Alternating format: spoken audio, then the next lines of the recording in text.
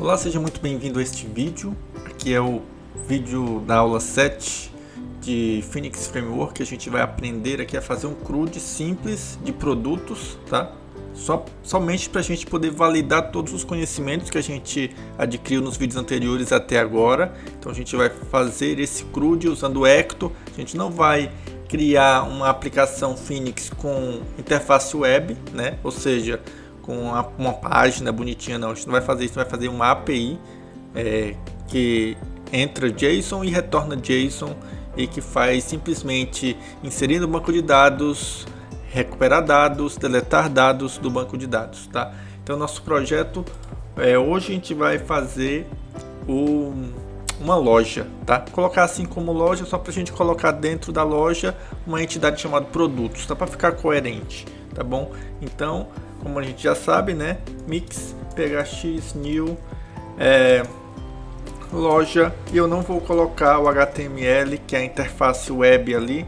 A gente não precisa disso, é a interface do site, tá? Mas a gente vai ter toda a funcionalidade do web, que é o endpoint HTTP, os verbos do REST, tá bom? Beleza? Então vamos fazer isso aqui agora. Instalando as dependências. Então, só lembrando, ele não vai colocar nada de HTML, vai deixar realmente pronto para uma API, tá bom? E aqui na outra tela, enquanto está instalando ali, eu já abri o meu Insomnia, certo? Já está no ponto de a gente adicionar nossas rotas e poder testar. Então, a gente vai validar nossa aplicação através do Insomnia. A gente não vai trabalhar com testes neste momento, a gente vai realmente criar uma API, validar pelo Insomnia, né? Porque o Insomnia ele consegue validar essas rotas tranquilamente, então a gente vai fazer esse processo dessa forma, tá bom? Vamos ver aqui como é que ficou. E uma das primeiras coisas que a gente vai fazer assim que terminar de compilar o projeto é configurar o Docker para que a gente consiga rodar o banco de dados, tá bom? Pronto, abriu, terminou de compilar o projeto, a gente vai entrar. Eu já vou entrar direto com o VS Code, tá bom? Code loja. Eu já abro o VS Code aqui do lado. Eu fecho esse terminal e a gente vê o nosso projeto prontinho aqui, né? Se a gente for executar ele não vai funcionar porque está faltando o banco de dados, tá bom? A gente precisa configurar o banco de dados. Perceba o erro que deu? Ele não tem banco de dados rodando. Então a gente vai fazer isso agora, né? A gente vai supor, certo, que você já tem o Docker configurado na sua máquina, o Docker Compose, certo? Se você não tiver, tem muitos vídeos na internet que ensinam como configurar o Docker e o Docker Compose. O que a gente vai fazer agora é só configurar o Dockerfile para poder disponibilizar um banco de dados para a gente utilizar na nossa aplicação, tá bom? E a primeira coisa que a gente faz então é criar o arquivo dockerfile.yml dockerfile.yml e a gente vai colocar as seguintes coisas, tá? Primeiro a gente vai dizer qual é a versão 3 do Dockerfile e a gente vai colocar services. O primeiro serviço, na verdade só vai ter esse serviço, é o Postgre, né? Aqui é um nome que a gente dá, né? Pode ser qualquer nome aqui, não tem importância. O que importa é essa imagem, tá? Com a versão Postgre, pode ser só isso, tá? Que ele pega a última versão. Para fins desse vídeo a gente vai deixar assim, não precisa fechar a versão. Mas se você estiver trabalhando no projeto, provavelmente a versão ela tem que ser exatamente igual à versão que vai estar em produção, tá? Isso vai te evitar muitos erros inesperados, tá bom? Segunda coisa aqui é definir as variáveis de ambiente, environment.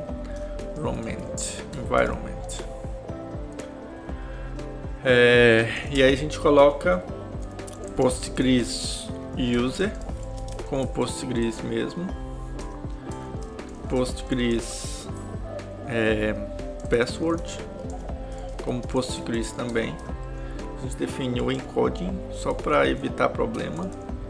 Encoding, beleza? E o TF se define como TF8 para aceitar os caracteres do TF8. Define um banco de dados padrão, né? Postgres DB. Eu vou botar aqui loja certo? Só para figurar aqui. E o mais importante é pgdata, que a gente vai informar o caminho da persistência dos nossos dados dentro da imagem, tá? Dentro do container. E aí a gente consegue mapear esse caminho para fora do container para poder essas informações persistirem, mesmo que você reinicie a máquina, mesmo que você faça o down do serviço e depois suba de novo.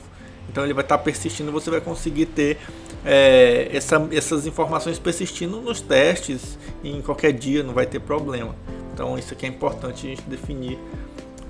Varlib PostgreSQL /data. E a gente, pronto, basicamente é isso de environment. A gente define aqui o volumes, e esse volume vai ter a imagem, na verdade um volume do Docker, certo? A gente vai chamar de Postgres, aliás, a gente vai chamar de pgdata, que vai apontar para o caminho de cima, tá? PostgreSQL. Perfeito. Aqui faltou um detalhe, é o pgdata, né? Então o pgdata está dentro de data, está dentro de Postgres, e Postgres ele está sendo mapeado para o nosso volume externo. Então é isso daí. E agora a gente define as portas. As portas é a porta que o nosso localhost vai conseguir escutar, tá? Eu vou mapear a mesma porta do servidor interno, tá? Do Postgres, que é 5432, vou mapear para fora também, porque eu não tenho nenhum outro serviço que dê conflito, então tudo bem. Isso é possível, isso não vai dar problema, tá? Então essa é a ideia mesmo. E aí então, por último, eu digo pro Docker que eu quero que ele crie o volume pgdata. Muito bem, então feito isso a gente consegue, se tiver tudo certinho, rodar o Docker Compose App, né? E subir Docker File, né? Docker Compose, tá? Docker Compose e subir o serviço. Deixa eu botar só um detalhe aqui, que é o tracinho. Agora ele mostrou os erros, né? Então Docker Compose App, muito bem, subiu, tá bem, tá funcionando, tá esperando conexões, então tá funcionando direitinho. O que a gente vai fazer? Ctrl C aqui para fechar, e ao invés de dar o Docker Compose App, a gente dá o Docker Compose App -D para ele ficar rodando em background, certo? Rodou em background, então clear aqui e faço um Docker PS para a gente ver a nossa imagem lá, o nosso container do Postgres rodando. Está escutando a porta 5432, que é o que o LX já espera. Então a gente vem aqui em configurações, dev, e já está tudo certo, né? A gente tinha botado esse caminho, tá tudo certo, só não tem realmente a base de dados. Então se eu tentar executar aqui agora, ele vai apresentar um novo erro, não aquele mesmo erro de antes. Ou seja, o erro de que não tem a base de dados aqui, a gente vai ter que criar essa base de dados, tá bom? E aí é mais simples. Então, para a gente criar a base de dados, simplesmente vamos executar um script, né, do Ecto, tá? Mix Ecto Setup. E aí ele cria a base de dados e sobe as migrations que existem. Como não tem nenhuma migration ainda, a gente vai mostrar essa migration em breve. Vai criar uma migration, inclusive, né? Não tem nenhuma migration, então ele não sobe mais nada, ele só cria a base de dados.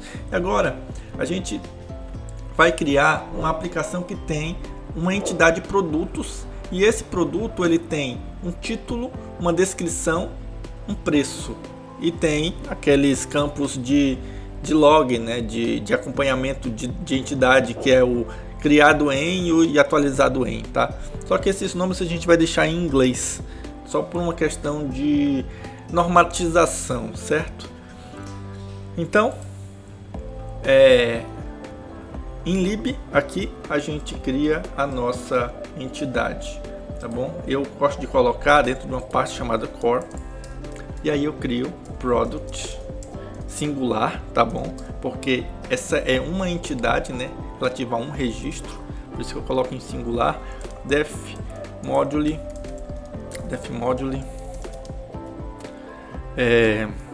loja core product to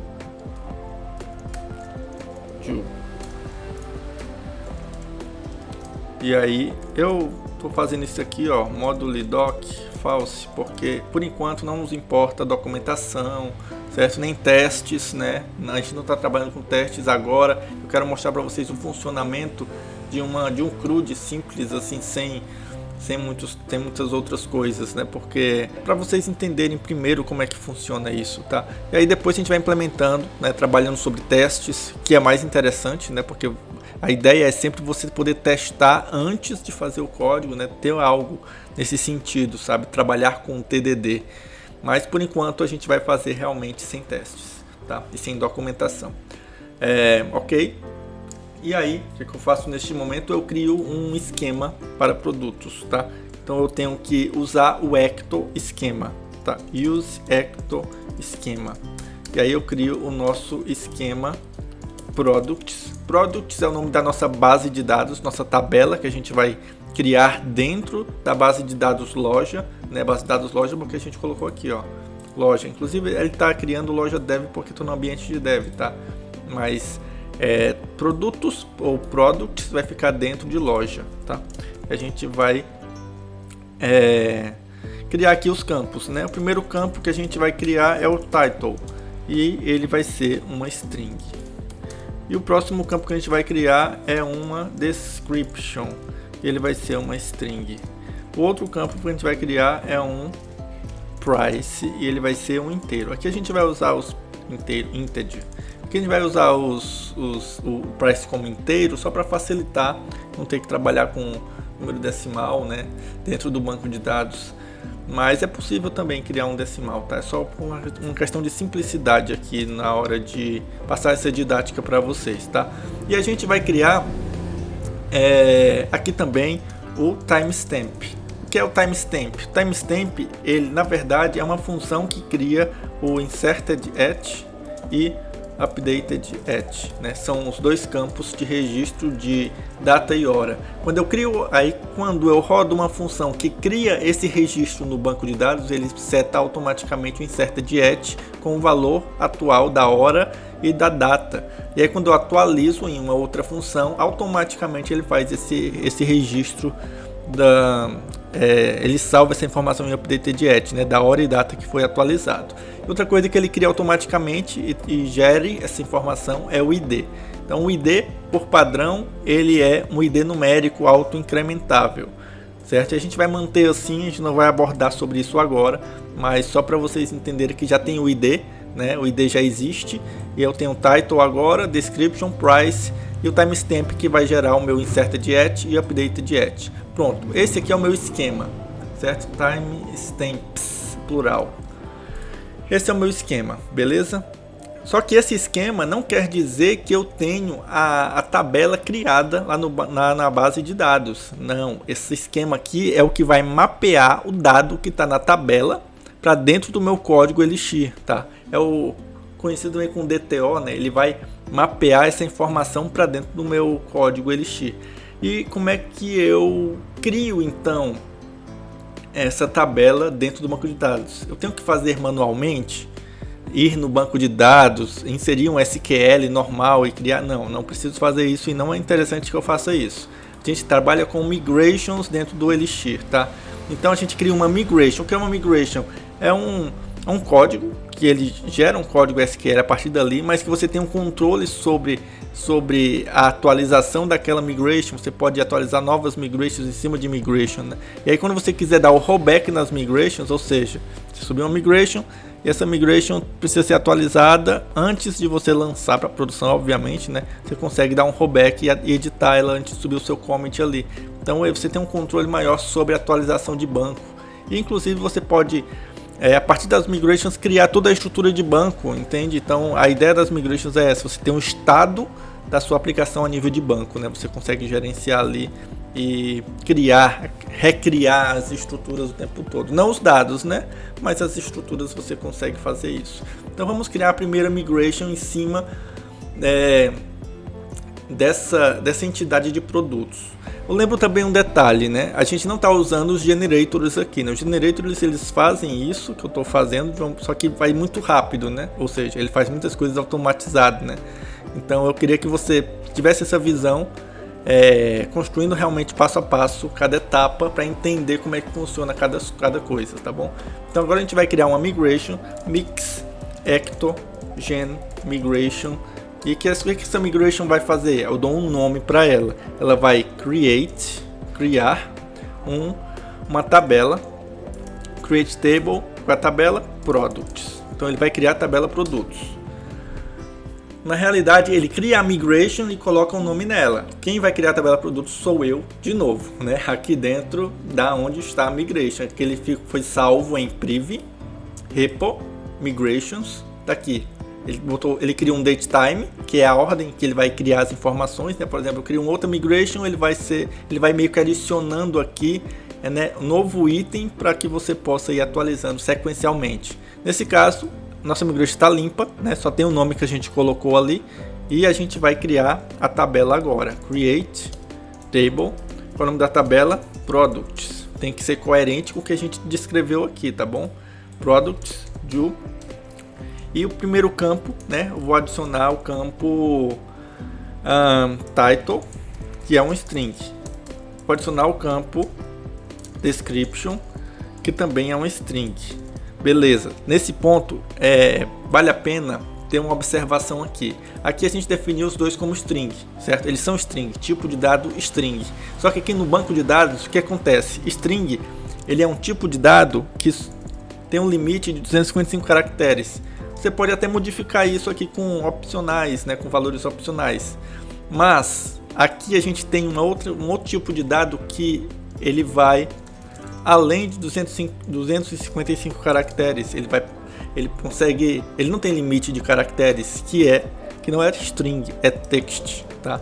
Então text, ele não tem limite de caracteres, mas aqui dentro da nossa entidade product, ele é uma string, ele continua sendo um texto, certo? Então o limite no banco de dados não tem. E aqui ele continua sendo string porque é o tipo de dado dentro do Elixir. Não existe tipo de dado text dentro do Elixir, tá bom? Beleza, vamos adicionar também o price. Price, ele é um integer e a gente pode colocar aqui como default 0. Então, toda vez que ele criar o price que não tiver valor, a gente bota default 0, até para simplificar. E aqui eu vou botar também para simplificar o fato de sempre ter um valor, né? Sempre ter o valor. Então price é 0 e a gente também coloca o timestamps. Então basicamente qual é a diferença entre a estrutura? Deixa eu botar um end bem aqui. Pronto. Qual é a diferença entre a estrutura da criação de tabela e da criação da entidade? Bom, a primeira diferença é field aqui, né?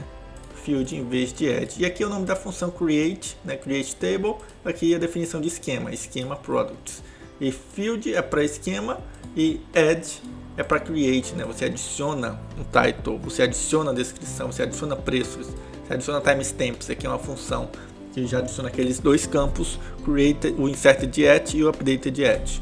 Tá bom? Pronto. Essa é a nossa definição de migration e ele vai criar lá no banco de dados essa estrutura. Antes de eu rodar o comando que cria essa estrutura no banco de dados, eu vou executar a nossa aplicação sem criar essa estrutura ainda, certo? Para gente, para mostrar para vocês a ação, como é que eu consigo buscar uma informação que não tem ainda a estrutura, ele vai dar um erro. Eu queria mostrar esse erro para vocês, tá bom? Então aí -s mix phx server.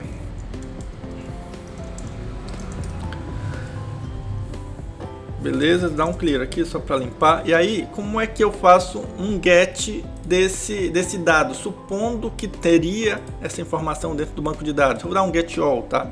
Então seria assim: o repo. Quem é o repo? O repo é o meu repositório, é a minha conexão com o banco, é o loja.repo. Essa é a minha conexão com o banco. Então, se eu quero pegar algo do banco, eu tenho que pegar através do repo all, e aí eu digo qual é a minha struct ou minha entidade, certo? Que eu vou buscar todos os registros. É o loja for product. Beleza? Aí o que acontece? Deu um erro dizendo que a relation products, ou seja, a tabela products não existe. É isso que eu queria mostrar para vocês. Então, esse getAll não funcionou porque não existe essa tabela products. E a gente vai criar agora a tabela products. Simplesmente eu saí lá da execução, tá? Da aplicação. A gente vai rodar aqui o comando mix ecto migrate. E aí ele faz a migração dessa definição aqui para o banco de dados. Se tiver tudo certo, obviamente. Bem, tudo certo. Create Table Products. Criou a tabela de produtos que tem título, descrição, preço e os timestamps, tá? Agora vamos executar de novo a aplicação. Vamos dar um clear aqui. Vamos rodar de novo loja repo all e loja core products. Vamos ver o que é que dá. Product. Certo? A nossa entidade, o nome da nossa entidade é Product singular, beleza? E vocês viram que funcionou, ele fez um select lá no banco de dados, não retornou nada, não tem nada, e quer dizer que essa conexão e esse banco e essa tabela produtos está tudo certinho, então não precisamos mais trabalhar com migrations agora, vamos trabalhar diretamente na nossa entidade. A gente precisa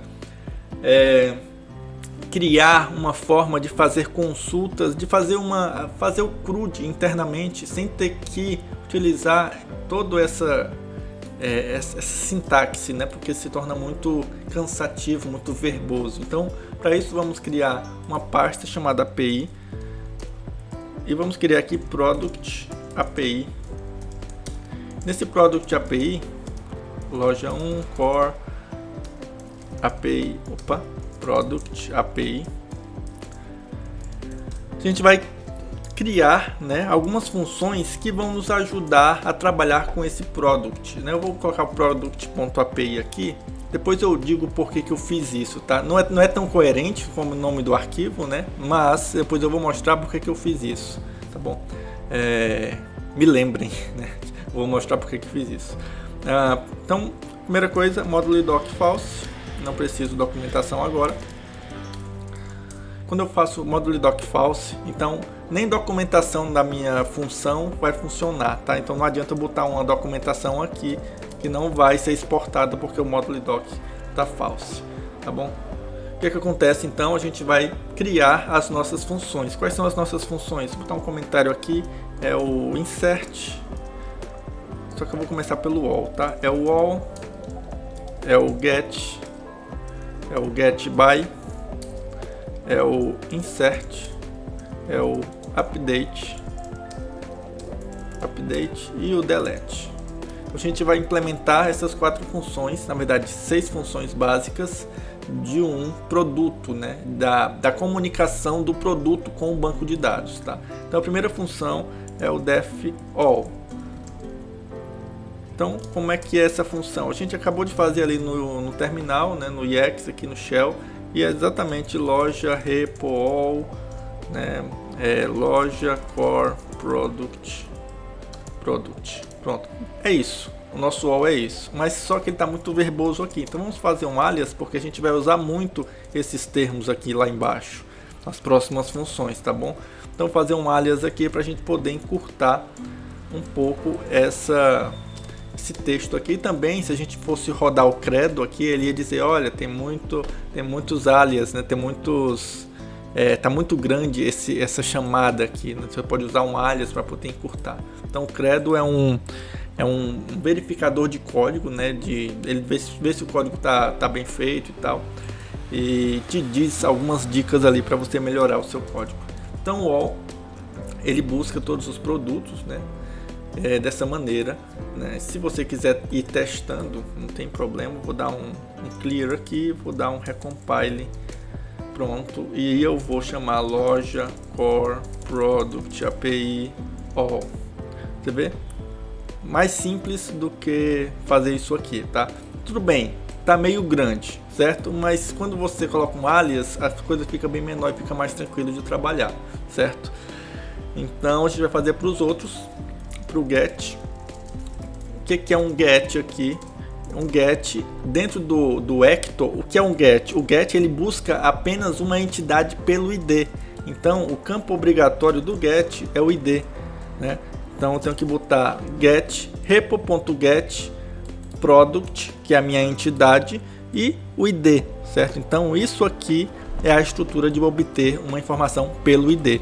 O getBy ele é diferente, ele não busca pelo id, ele busca por uma query, que vai buscar através de uma condição, tá? Não necessariamente somente pelo id, mas por uma condição. A gente vai fazer da seguinte forma: def getBy, vou botar aqui o where, que seria a condição, fazer um do aqui, fazer um end, e eu vou utilizar o from do ectoquery. Só que para eu utilizar o from, eu preciso fazer o import do ectoquery, porque como ele é uma macro e tem funções que dependem de macro, se não fizer isso não vai funcionar de maneira aceitável, tá bom? Talvez nem rode direito. Então eu preciso importar o ectoquery e então consigo utilizar o from.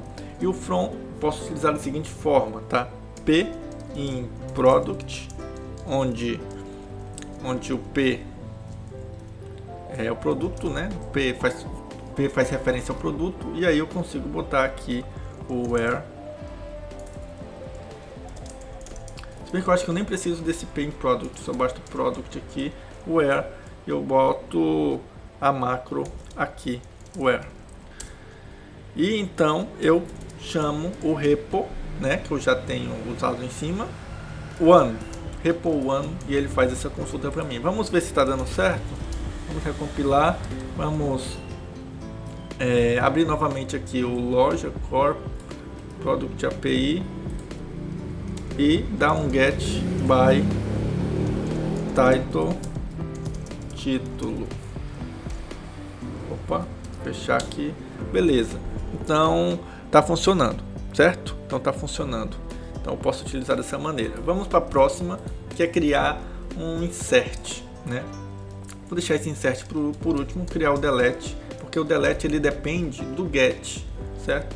Vamos supor, né, que o delete, aqui o def delete, ele é baseado no id, certo? E daí ele precisa de uma estrutura já carregada para poder deletar. Então eu preciso primeiro fazer o get da estrutura da entidade, do valor, né, da informação, e depois então que eu aplico o comando, né, ou a função de delete do repo, tá? Então como é que a gente faz? A gente faz um get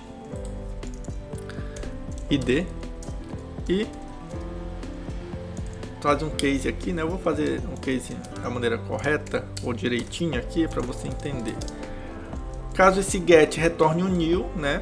Continua new, não faz nada, mas se ele retornar um valor, ou melhor, o product, então eu rodo o repo delete product.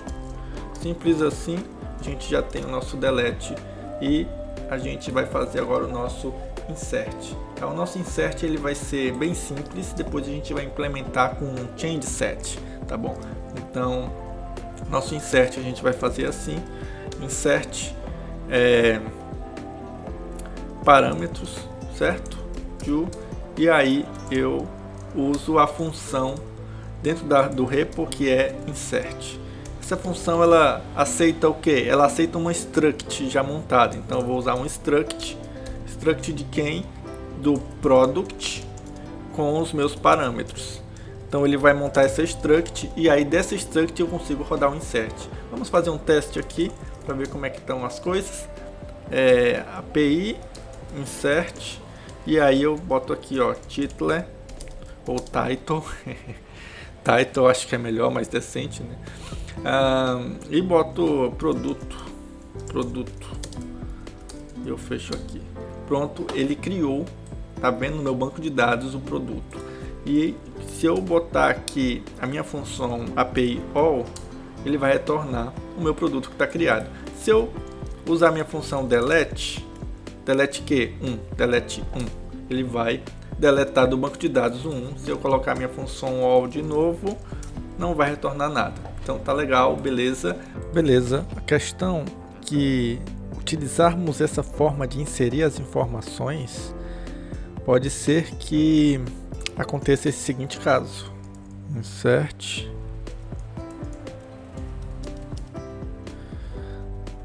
title, e esse campo title ele fica vazio, e ele insere mesmo assim, ou seja, não tem validações, né, validações mínimas para poder garantir que essa struct ela é válida antes de inserir no banco. Então esse é um problema sério, que a gente vai ter que resolver isso antes de seguir. Então, como é que a gente poderia resolver estas validações aqui nessa etapa do insert aqui, certo? Como é que a gente conseguiria fazer isso, né? O Ecto ele nos fornece muitas ferramentas, né? Muitas funções que nos auxiliam nisso e também outras coisas, né?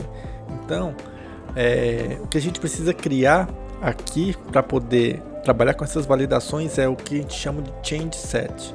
A gente precisa criar uma função que ela vai ter o comportamento de change set, ou seja, que vai suportar essas validações, que vai validar antes de inserir no banco, tá? Então, como é que a gente cria? Lá em Product, né? Eu abri aqui Logic Core Product, que é a nossa entidade de produto. A gente define aqui um change set, e esse change set ele tem como primeiro argumento um model, e o segundo argumento são os parâmetros. O model, neste caso, ele pode ser a estrutura, a própria estrutura, tá? Ou uma entidade já carregada, ou seja, já um get, né? Um get realizado do banco. Então, o model é esse tipo de entidade, de modelo, tá? É algo que realmente já existe, né? Uma entidade que já existe, tem seus dados ali, ou uma entidade nova, tá? Então, o que precisamos fazer aqui é duas coisas. Uma, a gente precisa validar que o title ele não possa ser nulo e nem o description possa ser nulo. Então, esses dois eles são campos requeridos dentro dos produtos. Então vamos fazer isso aqui. Então no change set a gente vai fazer o seguinte: a gente vai utilizar a função ecto change set e dizer primeiro, né, antes de mais nada, antes de a gente trabalhar com as validações, dizer quais são os campos que ele deve ler, que ele deve fazer o parser, né, que ele deve adicionar a nossa estrutura, que ele deve reconhecer como que fazendo parte da nossa estrutura. Então, para a gente fazer isso, para a gente dizer para o Ecto que esses campos x, y, z, por exemplo, fazem parte da nossa estrutura, a gente usa a função chamada cast. Então, que campos que a gente vai dizer para o Ecto que fazem parte da nossa estrutura, que devem ser validados, que devem ser verificados? Né? Não necessariamente verificados se são requeridos ou não, mas que devem passar pelo filtro da validação, ou não, né? Mas eles existem no escopo, sabe? Então, quais são esses campos que existem no escopo da nossa entidade? É o campo title, description e price. Então, é isso que a gente vai fazer. O primeiro parâmetro da função cast é o próprio model, né? Eu vou botar aqui model, e o segundo campo é os parâmetros, de onde vêm os dados, certo? E o terceiro são os campos que a gente acabou de dizer, né? Ou seja, dentro desses parâmetros aqui, quais são os campos que eu vou olhar? Apenas o title, description e price. Então, dentro dos parâmetros, existindo esses três campos, são apenas estes que eu vou olhar nesse fluxo de validação que eu vou começar aqui. Então, beleza. Então, a partir de então, apenas esses três campos eles seguem o fluxo de validação. E o que eu quero dizer com fluxo de validação? Eu quero dizer uma esteira, né? E essa esteira é a segunda função que eu vou colocar aqui. Qual é a segunda função? Validate, aliás, ecto change set, validate, required. Então, o que eu estou dizendo? Que dentre estes campos que fazem parte do cast, certo? Ou seja, que fazem parte do meu modelo, que estão dentro do parâmetros, se existirem, né? Dentro desses, eu quero que alguns sejam validados como required. Quais os campos que eu quero que seja validado como required? O title e o description. Poderia colocar o price também como required? Poderia, mas eu defini um default aqui, 0, então não precisa ser um required porque tem um default, né? Não necessariamente é excludente, tá? O fato de ter default não pode ser required, não é isso. É que o price pode não ser setado, e aí já tem um default 0, tá? Então não coloco ele como required, né? Então aqui a gente tem o nosso esquema de validação, tá? É bem simples, né? O Ecto ele fornece isso pra gente, e aqui eu vou só deixar um pouco mais claro o esquema de esteira, tá? Então tudo começa com model, e aí começa também com a função cast, que é para dizer quais os parâmetros que fazem parte da minha esteira, esses parâmetros, esses fields, esses campos. Então no próximo elemento de validação é dizer que os campos title e description são required. Beleza? Salvamos isso. Feito isso aqui, vamos na API e dizer o seguinte: não, agora não vamos inserir a struct direta, vamos passar pelo change set. Então vimos aqui, ó, ignora isso aqui por enquanto, vimos aqui product change set, o model. Quem é o model? Neste caso aqui, quem é o model? O model é a nossa estrutura vazia. Então vamos aproveitar a nossa estrutura vazia, ou podemos fazer assim, né? Ou podemos fazer simplesmente assim. Eu gosto de fazer assim, product. Pronto, essa é a nossa estrutura vazia, certo? Eu acredito que a gente possa fazer assim também, product, só para validar aqui, ó, loja, core, product. Pronto, pode ser também, né? E pode ser do jeito que eu disse, assim, também serve. Então poderíamos fazer também assim, só para deixar claro, né? Struct, product. E aí tem nossa estrutura vazia, né? E aí para manter a esteira, fica mais longo, né? Mas manter a esteira ficaria assim, tá? Mas eu gosto de deixar assim porque é mais simples, é fácil de entender. E segundo parâmetro é params. Beleza, então o que acontece? Ele vai passar pela nossa validação e depois vai inserir. Beleza? Vamos ver como é que isso acontece na prática. Eu vou recompilar aqui e vamos tentar inserir com o título vazio novamente. O que acontece? Ele retornou um erro de Ecto, certo? E aí ele deu esses erros aqui. Ó, não pode ser vazio e não pode ser vazio. Nem o title, nem o description. Então isso aqui... Cadê? Deixa eu subir um pouquinho. Então isso aqui, ó, ele já... Cadê? Aqui. Isso aqui ele já reconhece como algo vazio, não tem valor, né? É nulo, certo? Não é nulo porque é uma string nula, tá? É o padrão da string nula. Então não tem, não é válida dentro da nossa validação de required ali, certo? Então nesse caso, nesse sentido já está pronto, né? A gente consegue então a partir disso criar o update, porque o update ele exige um change set, tá? Então eu vou aqui, ó, def update. No caso eu pego o model, né, uma entidade, e eu pego parâmetros, ou seja, uma entidade carregada e os parâmetros novos dessa entidade, e eu faço o seguinte, né? Depois a gente vai ajustar uns detalhes antes de avançar para a próxima etapa, tá? Então eu faço o seguinte, eu pego o model, porque esse model não é uma estrutura vazia, é uma estrutura que já existe algo. Então a gente vai fazer a mesma coisa aqui, ó, product change set params. Aqui é igual, porque os parâmetros novos é o que são validados, não o que já existiam na estrutura, tá? Então esses parâmetros novos é o que são validados. E repo update. E a gente pode fazer um teste, né? Deixa eu recompilar aqui. Como a gente já tem o get, né? A gente tem o wall também, vou ver aqui no wall, ó. Vamos fazer uma validação aqui. Então, no wall a gente tem essa estrutura que tem um title vazio e description new, né? Vamos aqui rodar. É provável que quando a gente roda o update sem nenhum elemento, com title vazio ainda, ele acuse erro nos dois campos, porque os dois campos estão vazios, estão nulos, né, basicamente.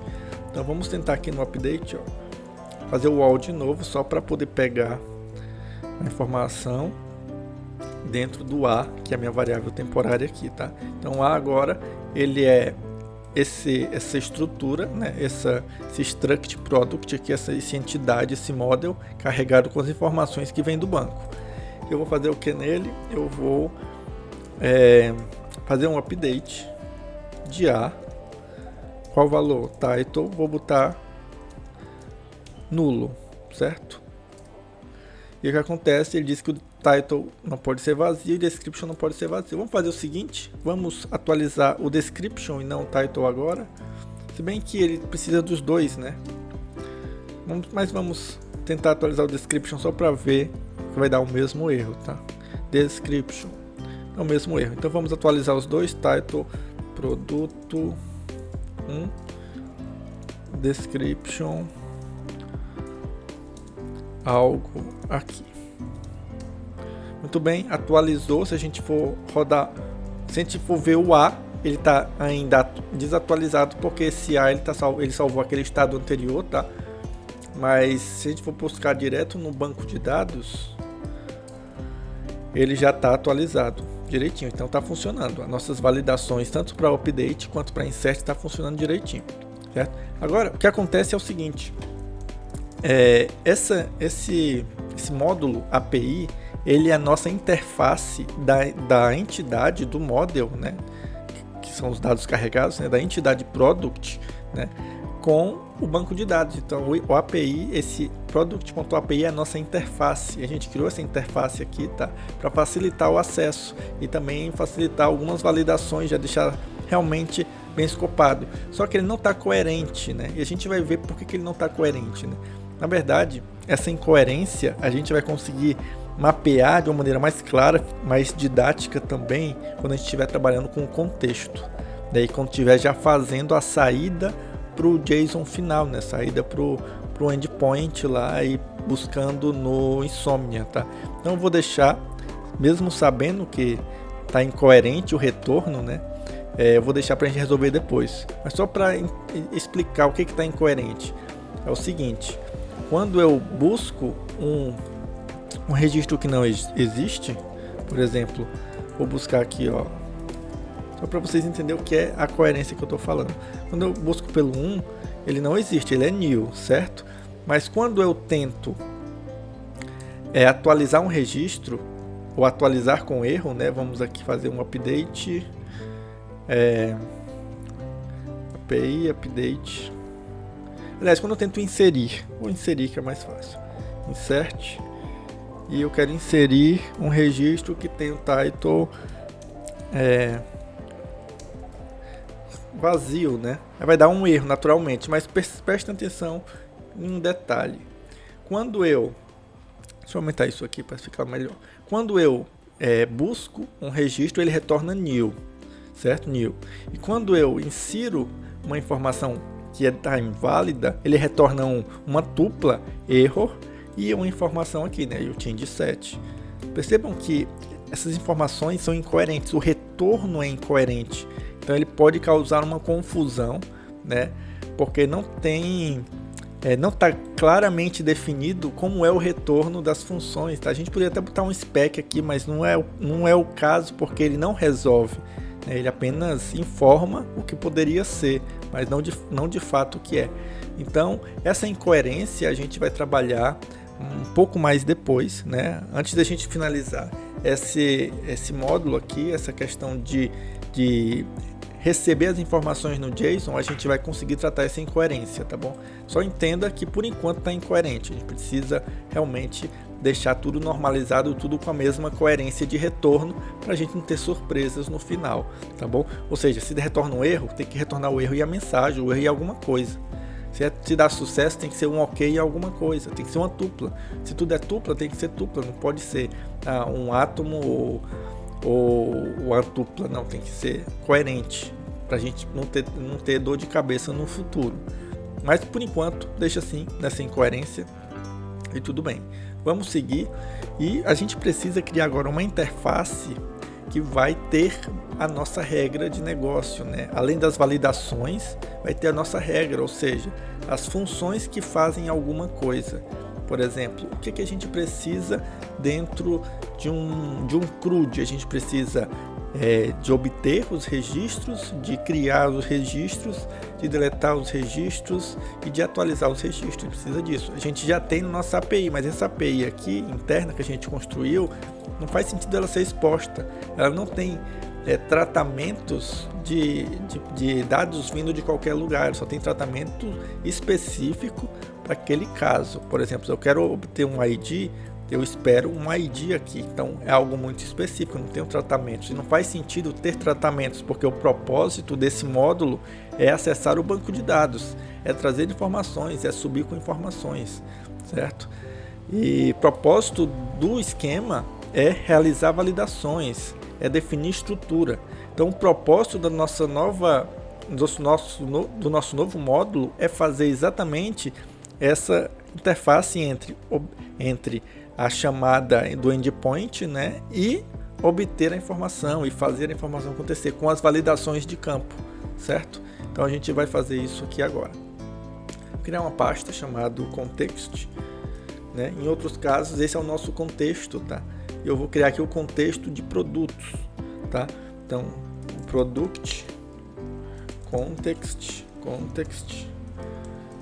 def módulo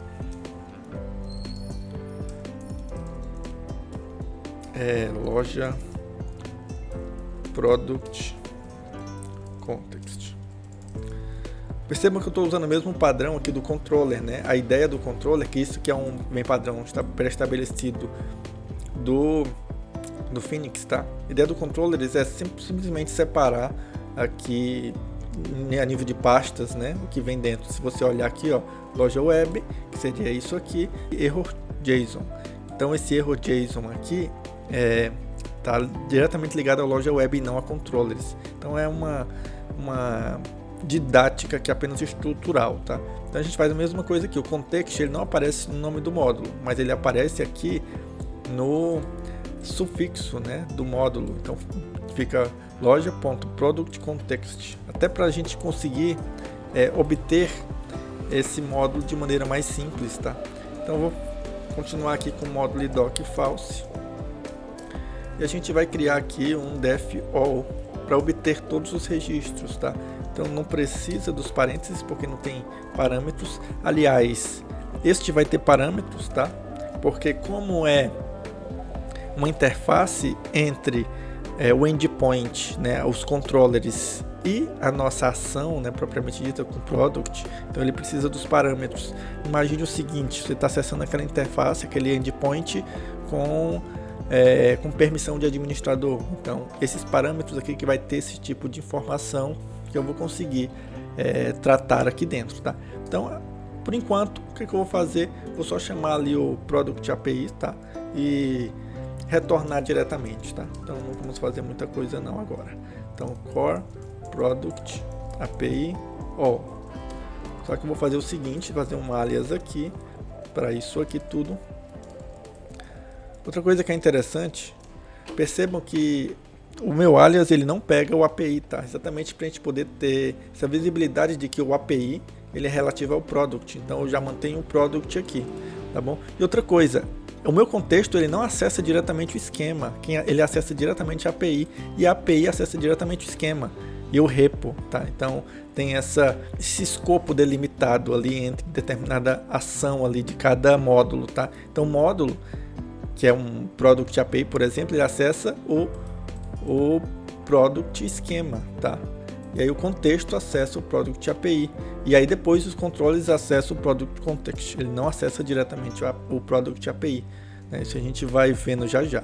Tá? Mas por enquanto, vamos lá. Def all modules. Eu vou botar o parâmetro aqui, mas eu não vou utilizar. Então eu vou deixar assim mesmo. Certo? Só para a gente validar aqui, ó. Compile. Então vamos loja Product Context all. Como tem parâmetro, eu vou botar aqui nada. Perfeito, certo? Vamos criando as outras funções aqui. Vamos fazer uma função. E aí neste caso, o que é interessante, como a gente não tem teste, a gente não está trabalhando com teste, eu vou fazer o seguinte: esse Product Context aqui, ele é uma interface diretamente com o meu endpoint. Então eu vou agora para o endpoint e a gente continua trabalhando diretamente com o endpoint, porque a gente consegue ir validando os testes ali através do endpoint, tá? Então vamos lá, porque como a gente já tem essa API feita, né, eu vou acabar repetindo as informações aqui, só que a gente precisa realmente validar com o endpoint, tá? Então vamos lá, segura esse Product Context aqui do jeito que tá e vamos para o nosso endpoint. Nosso endpoint, eu vou definir aqui no Insomnia os possíveis endpoints que a gente vai ter para essa aplicação, né? O primeiro endpoint que a gente vai ter para essa aplicação, e já vamos trabalhar nela, é o http localhost 4000 API products, certo? O que ele faz? Ele obtém todos os produtos, né? Então vou colocar aqui all products, certo? Ele obtém todos os produtos. Não existe esse endpoint criado na minha aplicação, então eu vou criar agora. Vamos lá em router, aqui em API, certo? A gente cria o get products,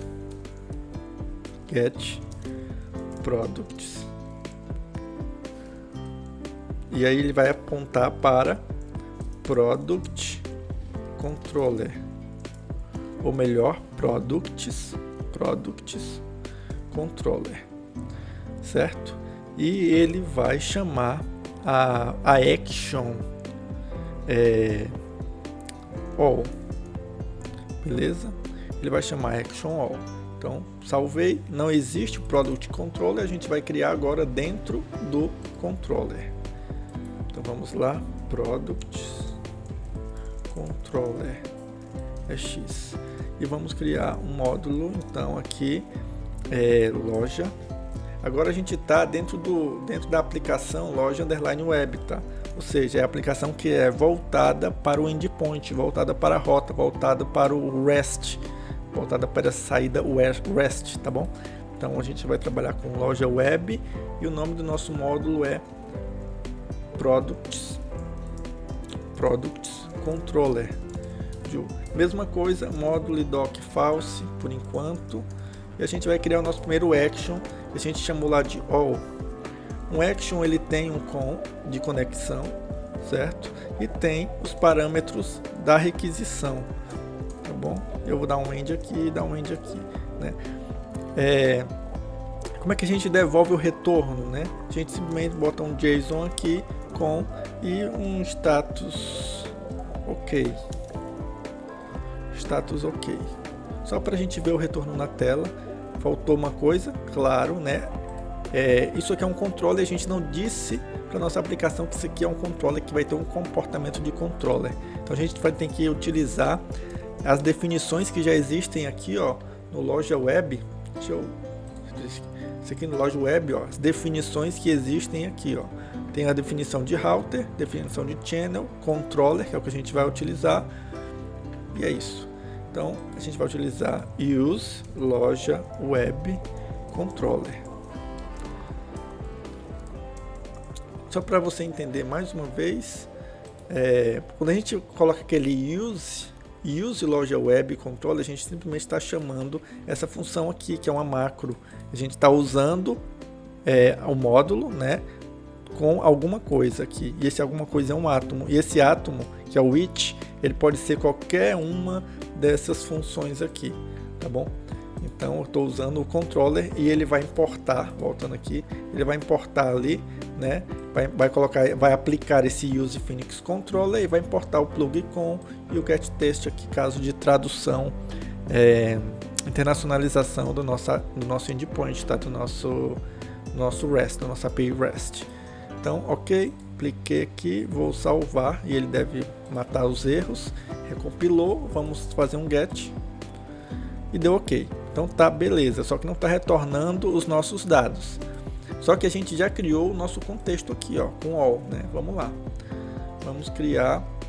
Vamos agora vincular aqui, né? Então eu vou usar um alias loja product context e aí a gente faz o seguinte, products aqui, product context all. Parâmetros, né? Tem parâmetros, não podemos esquecer. E aí eu vou botar esses parâmetros que vêm dali para cá. E aí essa função de contexto vai tratar esses parâmetros, simples assim, tá bom? E aqui o retorno, em vez de eu botar um status, eu vou botar um data, um data, e vou botar os meus products. salvei, recompilei e executei. A questão agora é o seguinte, ele tenta fazer a conversão de uma estrutura, né, para um JSON. Isso não é possível porque tem campos ali que não são suportados numa conversão direta, tá? Tipo uma tupla, tipo aqui ele já diz, deixa eu ver se ele já diz, o metal não é suportado numa conversão direta porque tem dentro uma struct de metadata.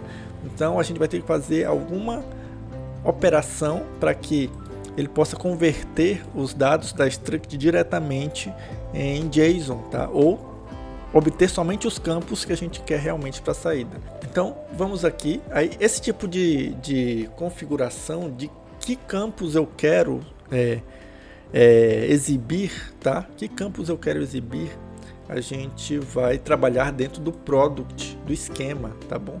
E aí só para ver aqui a dica que ele dá o seguinte dica, você pode colocar isso aqui dentro do seu esquema, né? Do seu struct, né? O esquema, ele é uma struct, tá? Então a gente pode botar isso aqui com os campos dentro desses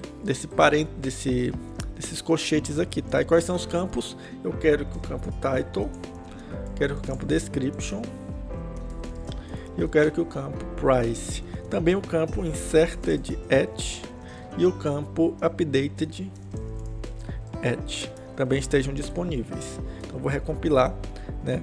Vamos ver o que deu aqui. Updated at, pronto. Então vamos ver agora aqui o que dá. Agora deu certo, tá vendo? Obviamente eu não coloquei o campo ID, né? Ele existe o campo ID, só não tá tão claro e óbvio porque ele está sendo inserido dentro do próprio Ecto. Então eu vou botar aqui também que eu quero que ele coloque o campo ID. Tá? Então vamos aqui. Ele já traz então o ID, traz todas as informações. Só que isso aqui não é tão interessante, né? Não é tão prático de você modificar depois, dependendo da permissão. Imagine o seguinte: você tem um endpoint que eu estou acessando aqui com a permissão pública, eu tenho todas as informações ou algumas informações, né? E aí com uma permissão diferente eu tenho outras informações. Então isso não fica tão legal de manusear, porque você não tem como manusear uma informação que já é compilada juntamente com o módulo, ou seja, não é dinâmico, ele é compilado, sabe? Você não tem um tipo de dinamismo para gerenciar o que vai aparecer ou não, porque ele não suporta uma função aqui dentro. Tem que ser informações realmente simples, né? Você não pode ter funções e nem chamadas dinâmicas aqui dentro. Então, para isso, como é que a gente vai resolver isso? A gente vai criar uma função aqui e chamar de permissão. Permission, né, em inglês. E a gente vai colocar aqui como se fosse a public. Permission public, ele dá direito ao que? A trabalhar com estes campos. Certo? E por enquanto a gente pode ter só isso, mas imagine o seguinte, a gente tendo a permissão public que não dá, não dá esses dados aqui, não dá o inserted at e o updated at, mas o admin, permissão de admin fornece o inserted at e o updated at, entende? Então você consegue criar realmente um controle um pouco mais refinado sobre as permissões dos campos, mas por enquanto a gente vai deixar só o public, né? E esse public vai ser o suficiente. Se eu fizer isso, já resolve? Não, a gente não fez nada, a gente só fez tirar o que estava funcionando e não fizemos nada. Então a gente precisa fazer encontrar uma forma de aplicar isso aqui no nosso retorno, porque isso aqui só importa para a gente no retorno do endpoint. Não importa aqui na API, só importa no retorno do contexto, certo? Então a gente precisa aplicar aqui estes campos que estão definidos aqui.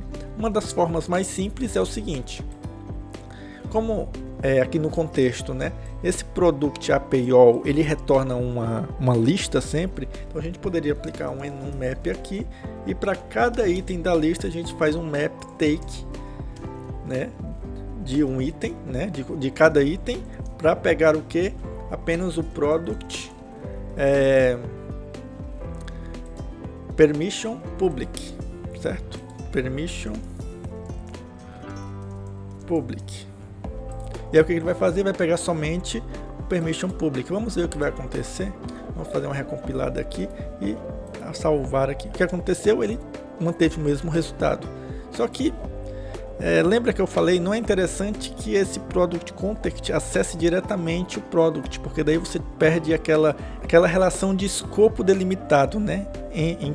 Onde apenas quem acessaria o change set, né? Ou a struct ali, o esquema, seria a API, né? Pelo menos nesse sentido, né? Então a gente está perdendo esse esquema aqui quando a gente faz isso. O que é que eu vou fazer? Vou criar aqui dentro do product API uma função chamada JSON. O que essa função chamada JSON faz? Ele pega o model e pega o permission. E aí eu posso aplicar um model, pegar essa função aqui que eu fiz, ó, o map take, certo? E colocar lá. Vamos lá, vamos ver o que dá. Map take e aí um model, né, do model product permission, e aqui eu boto permission. Dessa forma, o que acontece? Eu consigo, então, ao invés de fazer isso, né, de fazer esse map take aqui, eu posso simplesmente agora colocar o product JSON model, né, que é o próprio item referenciado aqui, e a permissão public. Eu poderia colocar aqui um campo permission aqui, public.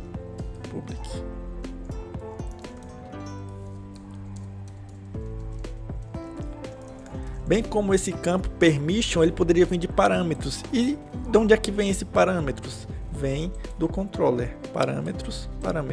Então eu poderia enviar a permissão aqui, ou na própria autenticação da pessoa. Então você tem esse controle um pouco mais refinado ali das permissões. Então eu não vou colocar aqui porque não é o propósito desse vídeo, vou deixar aqui direto, tá?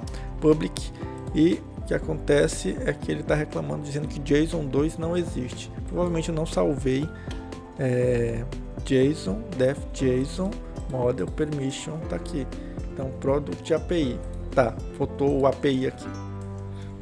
Pronto, então eu já não acesso diretamente o product para poder aplicar essas permissões, né? Qual é a vantagem disso? A vantagem é que eu posso trabalhar coisas específicas aqui dentro, né? Antes de trabalhar aqui e afetar como um todo todas as minhas modificações. Imagine um projeto grande, tá? Então essa questão de contexto delimitado, né, de escopo delimitado, ajuda bastante nisso. Beleza? Então a gente já melhorou ali. Vamos recompilar e vamos executar, ver o que dá. Então a mesma coisa, obviamente é para dar a mesma coisa. Só que tem um detalhe, a gente não está prevendo erros nesse momento.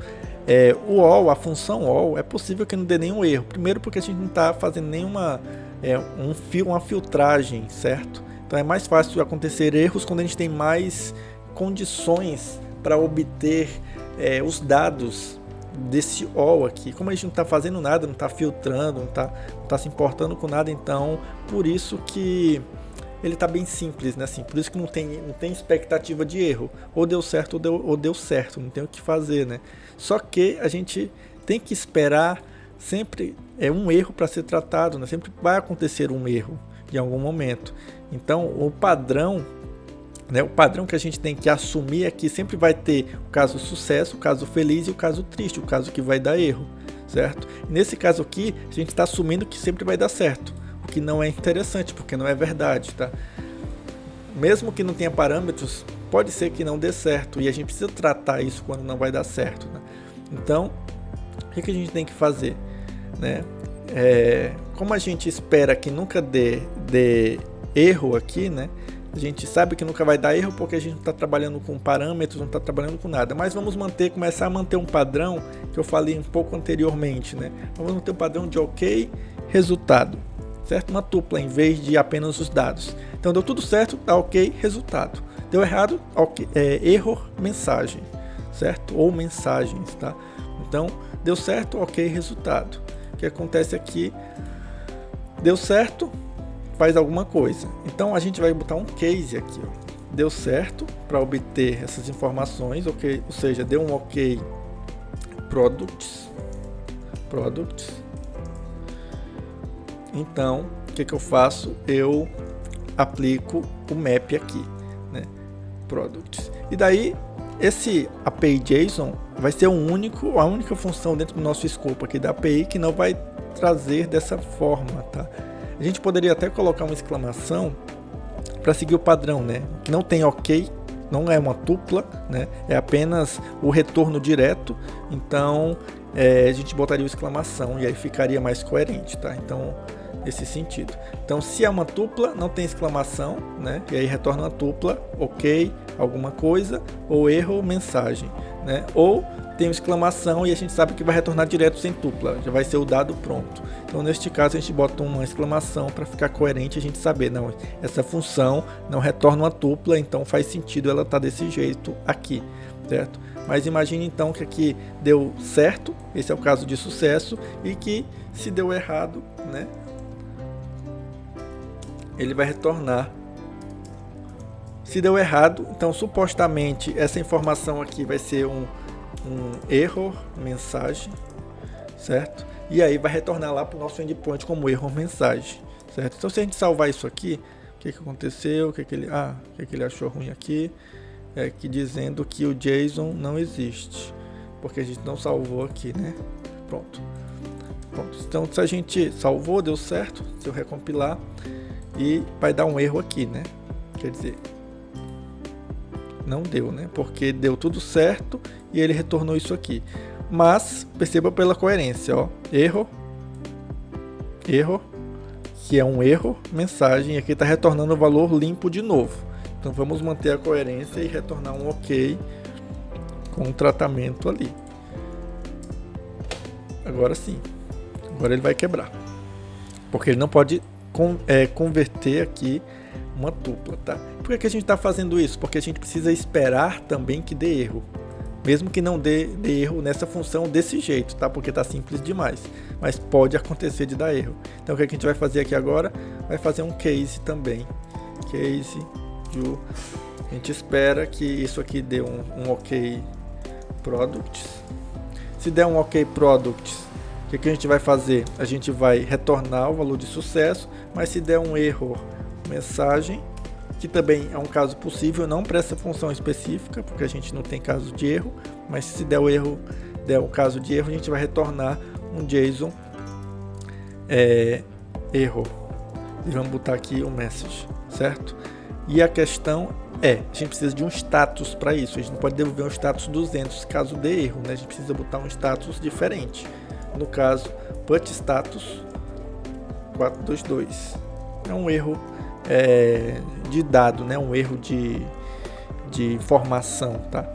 Então eu vou fazer o seguinte: esse put status ele depende do primeiro argumento, que é um com, tá? Então o primeiro argumento do put status é um com e ele retorna um com, ele retorna o mesmo com. Então por isso que esse put status pode entrar como primeiro argumento do JSON, porque o JSON ele espera um com. E esse put status aqui, ele é um com. Eu modifico o com para ter o 422 como status, mas ele continua sendo com, e o com ele é aceito, tá vendo aqui, ó, como primeiro argumento do JSON, e aí dá certo essa função. A gente dá um end aqui, beleza. Então perceba como ficou o nosso a nossa saída, né? o nosso action dentro do controller. Ficou muito simples, ele simplesmente chama o context, a função all, e aí dependendo do resultado ele devolve de um jeito ou de outro o JSON, tá? Então essa é a jogada, a gente ter dentro do controller uma função muito simples, uma forma de visualizar, porque o que importa para o controller é como é que eu vou retornar aquela informação para o usuário final, certo? De onde é que vem a informação e como é que eu vou retornar para o usuário final? Eu vou retornar assim, no caso de sucesso, data ou data e os products. No caso de erro, um status 422 e a mensagem de erro. Beleza? O que é que importa do product context? É de onde eu vou pegar os dados, ou o que eu vou fazer e como e o que eu vou fazer, né? E retornar esse valor para o final, né? Para o resultado final, pensando em permissões. Então Então eu tenho já esse tipo de pensamento aqui, em permissões. Então como é que eu vou retornar o dado para quem me chamou com as permissões? Como é que os campos vão retornar? Então ele não vai retornar o struct, ele vai retornar um JSON.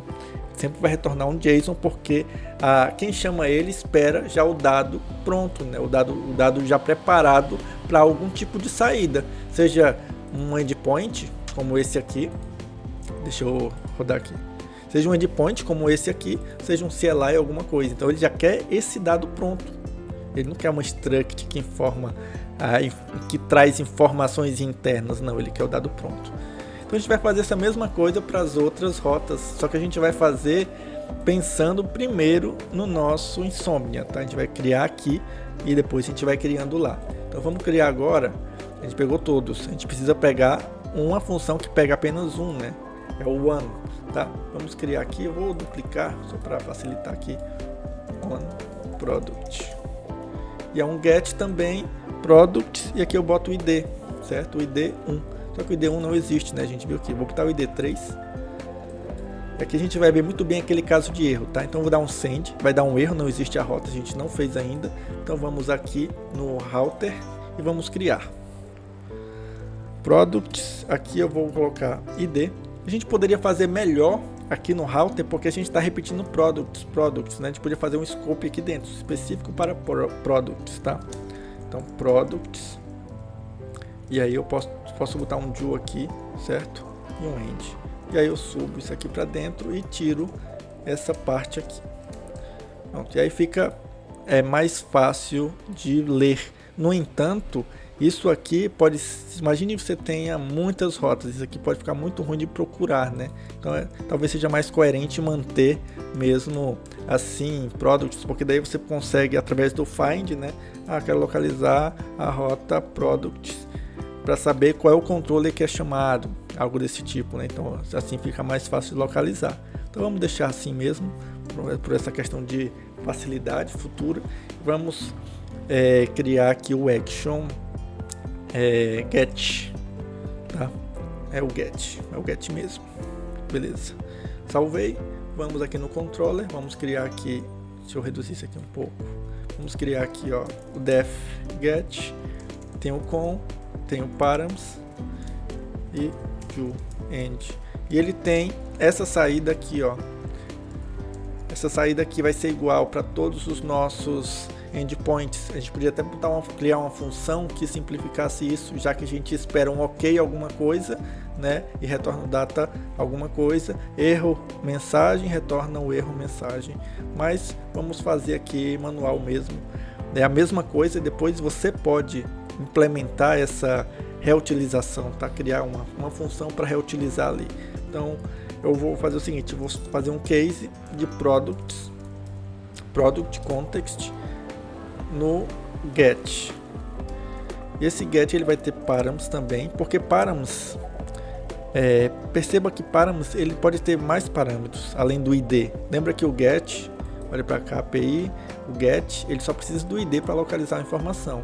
Só que imagina que a gente possa ter permissões, algum outro tipo de informação para validar. Então o parâmetro ele nunca vai ter apenas o campo que se espera no final, ele vai ter outros, pode ter outros campos, tá? Então por isso a gente manda direto parâmetros aqui, e quem vai tratar vai ser o context, de acordo com o que é necessário pela regra lá, pelos casos de uso. Aí a gente espera um ok product, né? Esse ok product ele vai devolver um JSON, vou copiar aqui para facilitar, product, e ele vai ter um error message. Esse error message eu vou copiar aqui para facilitar, né? Deixa eu dar um enter aqui para ficar igual. Ele vai ter esse tipo de informação. Então perceba que isso aqui é basicamente igual de cima. Isso aqui é o nosso contexto. Ele vai ter um get. Isso aqui vai funcionar? Não, não vai. Mas a gente continua dizendo que não existe o get dentro do contexto. Vamos criar esse get. Então def get params. Agora nos importa o param. E a gente vai em product API get. A gente pode fazer o seguinte, eu vou colocar aqui só para vocês perceberem essa seguinte coisa. Params, né? A gente espera que dentro de params tenha um ID, certo? Ele é um ID string por quê? Porque ele vem de um endpoint. Então todos os campos vão ser string e não átomo, tá? E aí o product API.get ele espera o quê? Um ID, certo? Então a gente coloca aqui o ID. E aí ele vai retornar esse product, certo? Então esse product aqui já é o próprio retorno, mas lembra que a gente está colocando tudo no padrão tupla, então vamos fazer isso. O que esse get ele vai retornar? Se não existe nada, ele vai retornar um new, né? Então vamos aplicar um case do aqui. Se não existe nada, ele retorna um new. Então se retornar um new é porque não existe o registro lá. Então a gente vai retornar um new, só que vamos trabalhar para que esse new seja no formato ok e error, né? No formato de tupla. Então se ele retornou um new, então ele dá um erro de not found, não encontrou. Se ele não retorna um new, ele retorna um product. Então dá um ok product, beleza? Opa, deu uma bagunçada aqui, pronto. Então manteve o padrão, né? Ok product, error not found, beleza. Então vamos voltar para cá. Então isso aqui, ou ele pode retornar um ok product, ou pode retornar um erro mensagem, certo? Então ele já está pronto, né? Sim, ele vai retornar um erro ou um ok. A questão é o seguinte, eu vou salvar e a gente vai ver isso na prática, tá? Então ele já está pronto. Vou salvar aqui, vamos ver o que vai acontecer, se vai dar tudo certo. Tá. Deu aquele erro de que o product ele precisa ser mapeado, né? As informações precisam ser mapeadas, que nem a gente fez aqui, ó, baseado numa permissão, numa possível permissão, ou mapear os campos como um todo, né? Então a gente vai fazer a mesma coisa, só que lembra que isso aqui agora é um ok, product ou um erro message. Então a gente não pode simplesmente aplicar essa função embaixo dessa forma aqui, ó. Vocês não podem fazer isso aqui porque simplesmente não vai funcionar, porque essa função ela espera um model e aqui não vai ser um model, aqui vai ser uma tupla, certo? Então vamos aplicar aqui um case do, vou botar bem aqui, ó, para ficar mais fácil, case do, para ficar mais coerente ali no entendimento. Um ok product, então quer dizer que deu certo. Aí eu posso aplicar product aqui e retornar um ok ali, certo? E se retornar um erro, então se retornar um erro é porque é aquele formatinho que a gente já sabe e não precisa nem tratar, já sabe que é o formato esperado de erro. Se eu clicar aqui um end, pronto. Então o que é que deu aqui? Que faltou o exclamação, pronto. Então a gente pode recompilar aqui e testar novamente que vai dar certo, beleza? Então ele está retornando o nosso dado tranquilamente, só que isso aqui não está legal. Que imagine o seguinte, imagine que a gente sempre vai ter, né, o campo ID, né, mas imagine que esse campo ID não seja válido por algum motivo, tá? Então ele vai quebrar, ó, de alguma forma, ele não é válido, ele não é um inteiro, ele não é um número, então não é válido, ou ele não existe, né? Porque aqui a gente está utilizando o get, sempre vai existir, né?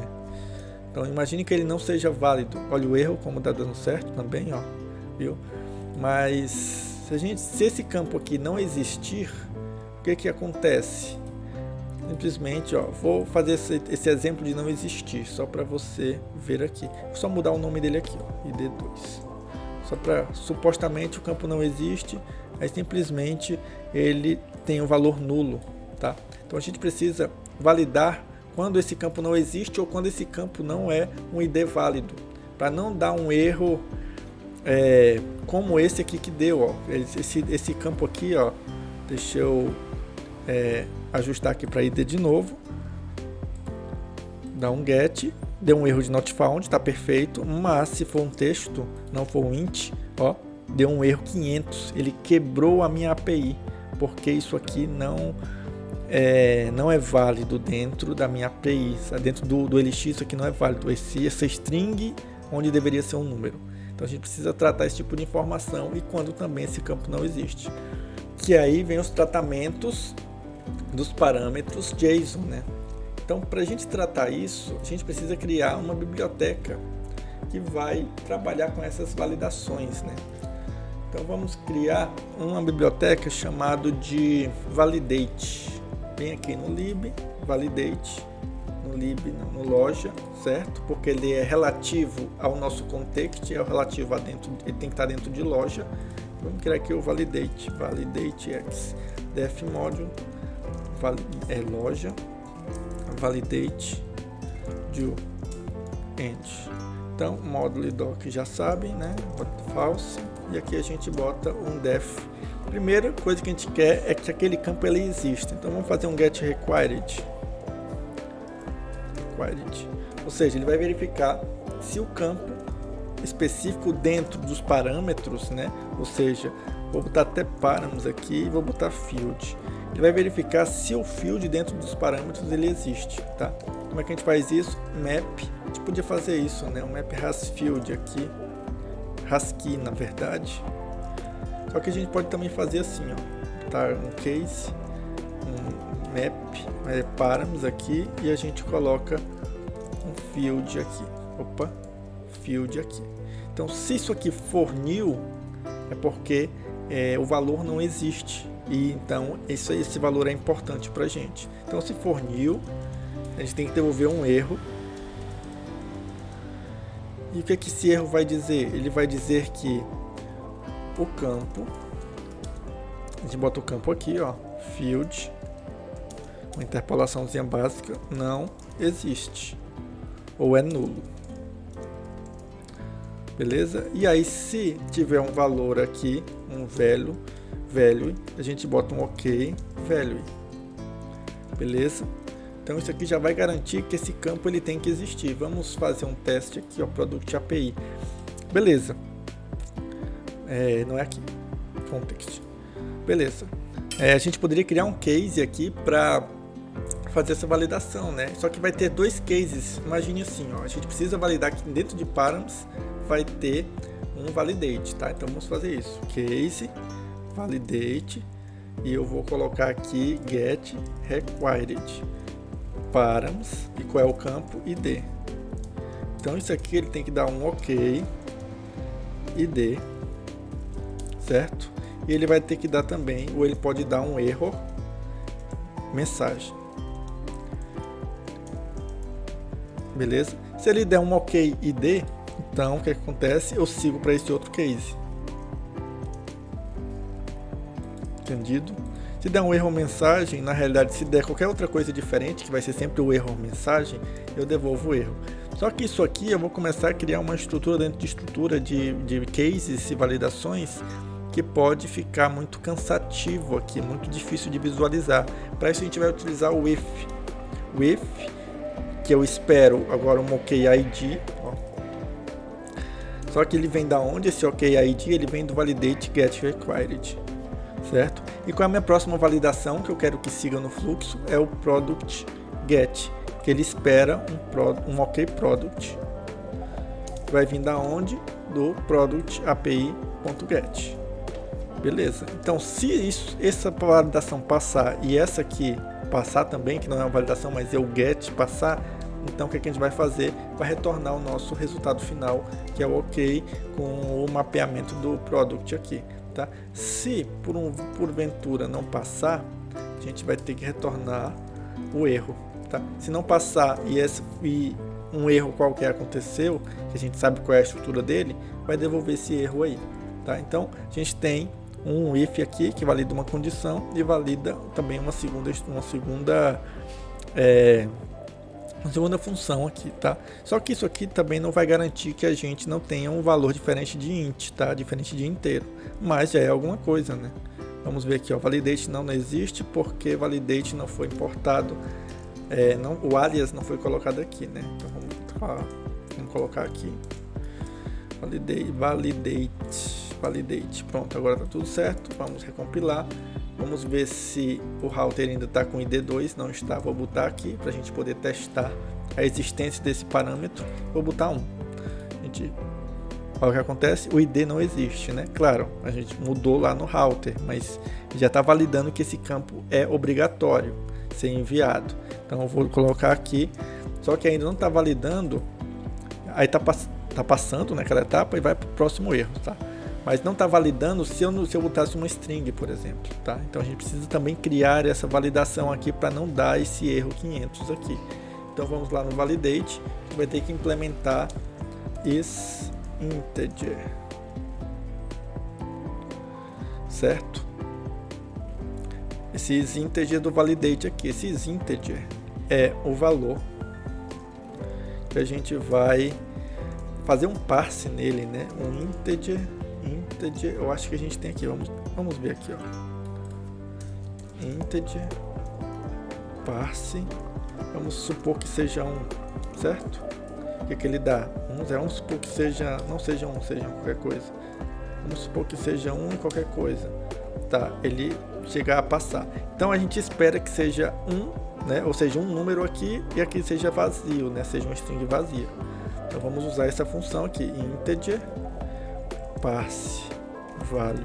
Então, vamos usar um case integer parse value do, e a gente espera que seja um 1 e aqui seja uma string vazia. A gente vai retornar o que? Um ok 1. E aqui a gente sabe que vai dar um erro, não importa o erro que vai dar, a gente vai definir como o valor não é inteiro. A gente poderia até colocar o field aqui, só para a gente ter, poder colocar o field aqui, e aí fica mais claro de onde é que vem esse valor que não é inteiro, tá? Não, o valor precisa ser um inteiro. Pronto. Então esse field aqui, a gente coloca o field aqui e perfeito. Vou recompilar e vai dar um erro ainda porque a gente não atualizou aqui, né? Vamos ver, product context, beleza. Ah, tá, mas a gente não botou aqui ainda, então a gente vai botar aqui. A gente espera que seja um inteiro, quem? O ID. E qual é o campo? ID. E aí a gente tem o ID aqui de novo, tá bom? Nesse caso eu vou deixar sendo repetido aqui, porque a gente só está nesse escopo aqui, né? Então, assim, expectativamente a gente não vai ter muitas confusões, mas eu geralmente coloco uma outra referência aqui de uma nova variável, até para não confundir, tá? Mas como a gente não tem mudança desse valor, se passar, passou, né? Não precisa fazer isso. A gente realmente não está alterando o valor dela, a gente só está validando. O que inclusive a gente nem precisaria mais do valor aqui, né? A gente poderia somente ter um ok aqui, né? Isso aqui poderia ser descartado, daí fica muito mais interessante. Então esse ok, esse ID aqui, se passar nessa validação, se der tudo certo, então ele segue adiante e faz o que a gente precisa fazer ali. Vou recompilar e a gente pode testar aqui se, ID, o valor precisa ser o inteiro. Agora a gente tem uma validação um pouco mais coerente do tipo de campo aqui, né? O not found, vamos pro 2 e vamos pro 3, eu acho que tem no 3. Tem no 3, perfeito. Então nosso one product está perfeito, né? A gente pode seguir adiante. Para a próxima função é o de inserir a informação, né? Vou duplicar aqui, inserir ou criar o produto. Eu coloquei tudo em inglês, é esse aqui em português, né? Create product. Beleza, vai criar um produto, vai ser não um get, mas um post, tá? Então, um post em products. Então, qual é o meu body, né? É um body em formato JSON, que ele vai ter o title JSON, né? Então, precisa ter o aqui title. E vai ter produto. E vai ter também description. Vai ter descrição e pode ter o price. Então vamos colocar ele aqui como que ele existindo mesmo. Beleza. Então a gente tem esses três campos, esses três valores, a gente simplesmente faz um send aqui, vai dar um erro porque não existe o nosso post. A gente vai aqui no router, cria o nosso post, né? Um post, e simplesmente é assim, e a gente chama de create, tá?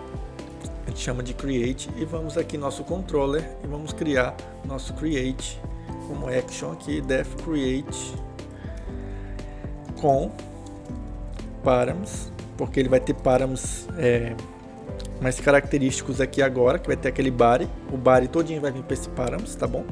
E o com, já sabe, né? É a conexão. E a gente faz a mesma coisa, case product context, e eu chamo a função create, que não existe ainda, mas a gente sabe que vai receber o params. E se ela der certo, então um product aqui pronto para ser colocado no JSON. Se der errado, vai vir um message pronto para ser colocado no JSON.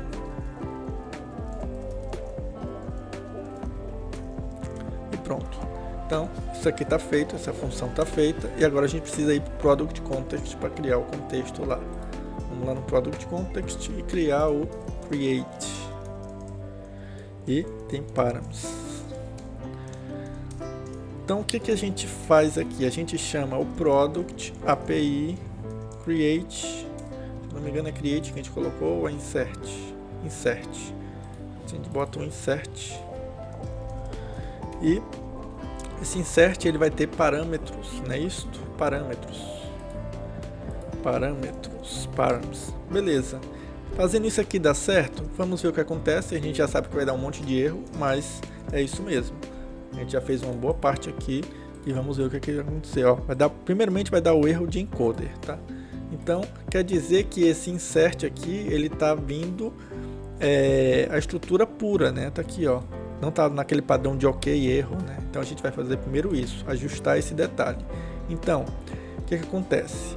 Se desse erro, como é que ia acontecer? Como é que daria? Como é que funcionaria ali? Qual seria a resposta? Vamos tentar aqui, ó. Vou dar uma mensagem aqui. Opa, se deu um erro, ele vai devolver um Ecto Change Set, certo?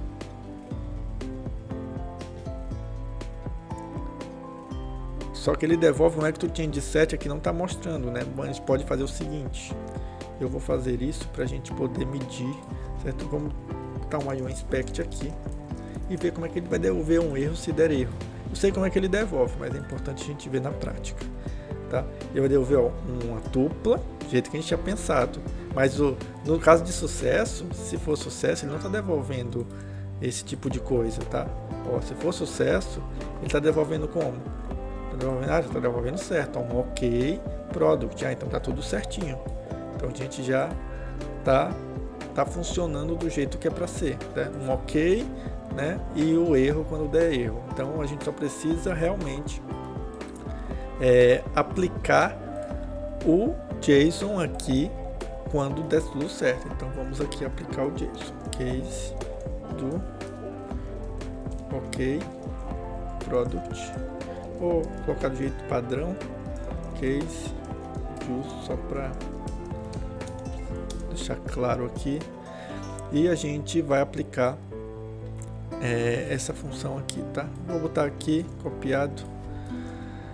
Se der erro, a gente já sabe. Só que mesmo que esteja no padrão, não está no padrão de mensagem, tá? Mas eu vou deixar assim para a gente ver. Ó, vamos salvar. Deu tudo certo. Já está no padrão, já está tudo certinho, perfeito. Mas se eu não tenho a informação, o que acontece? Ele não apresenta o erro coerentemente, porque está dentro do change set. Então a gente precisa criar uma função que vai mapear esse change set. Porque onde é que estão os erros dentro do change set? Está aqui, ó, description.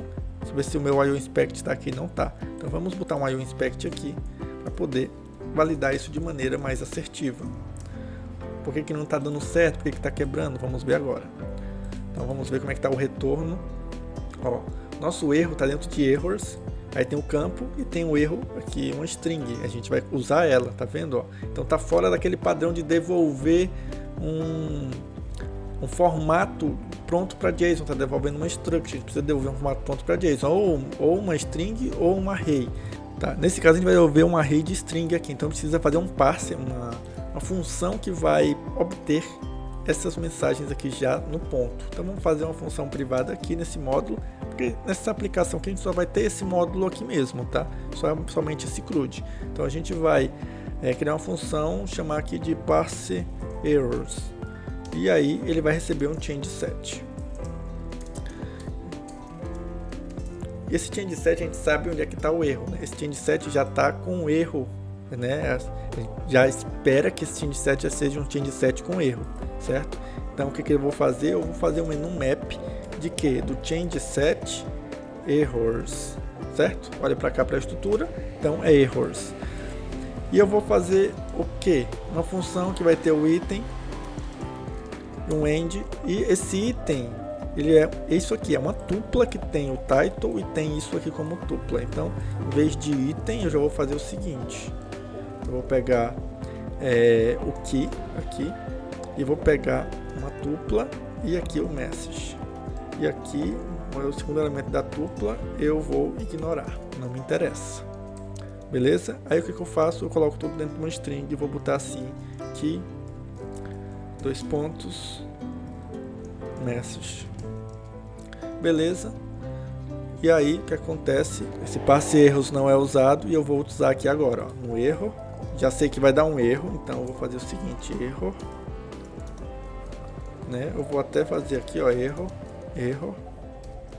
tá, change set aqui para ficar mais coerente, e aí eu faço um parse errors aqui do change set.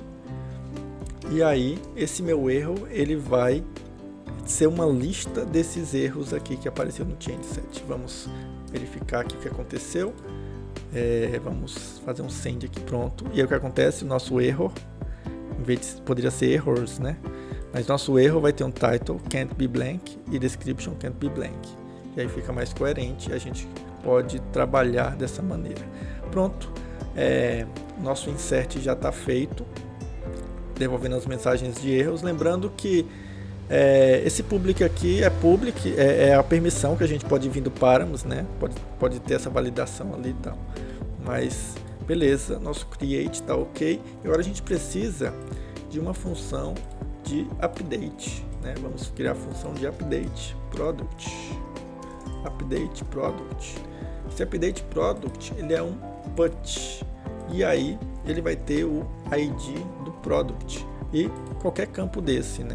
Então a gente aperta o send aqui, como de costume não existe. Vamos criar agora o update product, update, e aqui vai ter o ID.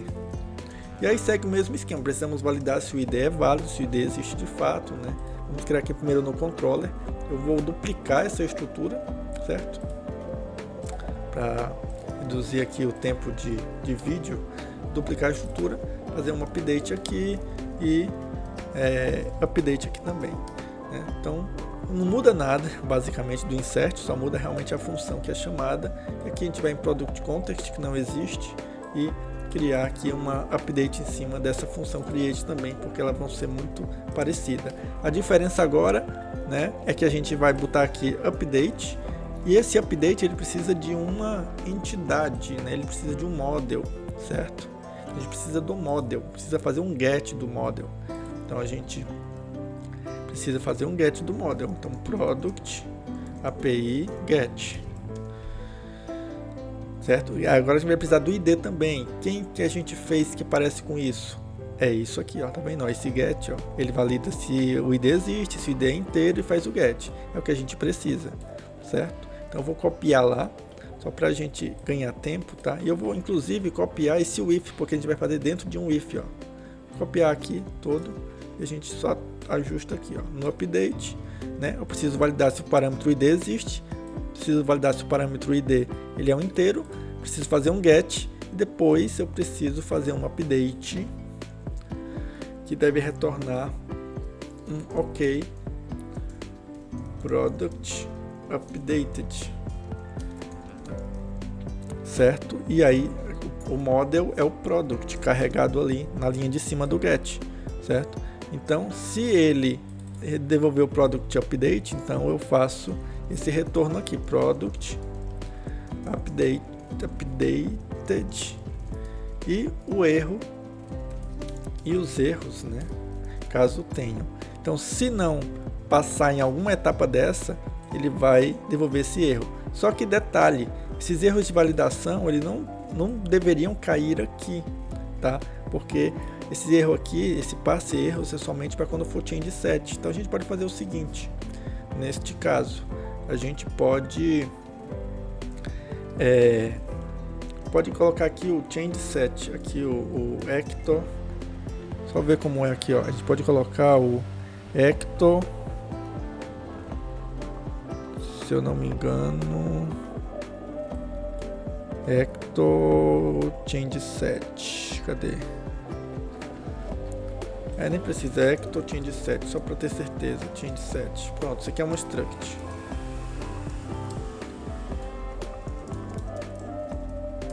Pronto, realmente esse aqui é struct. Então a gente pode fazer o Ecto change set. Então se ele for um Ecto change set aqui,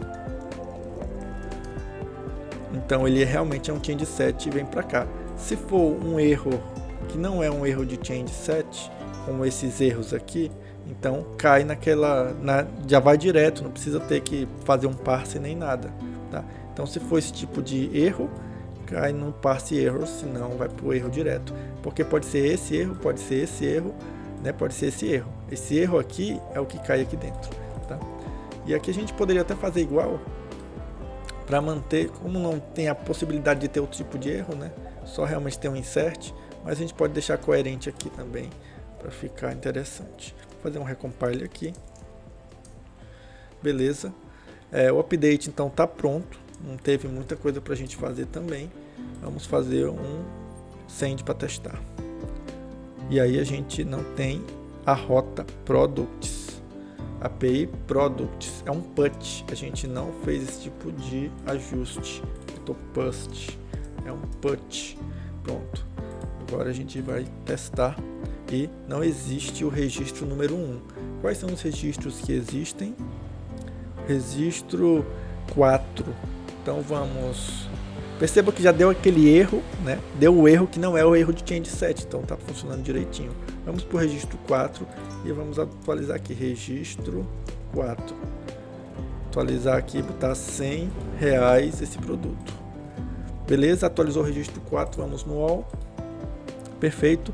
E agora, para a gente finalizar esse CRUD, a gente precisa de um drop, um delete, né? A gente precisa deletar esse registro. Como é que a gente vai fazer isso? A gente vai criar aqui um duplicate e delete product.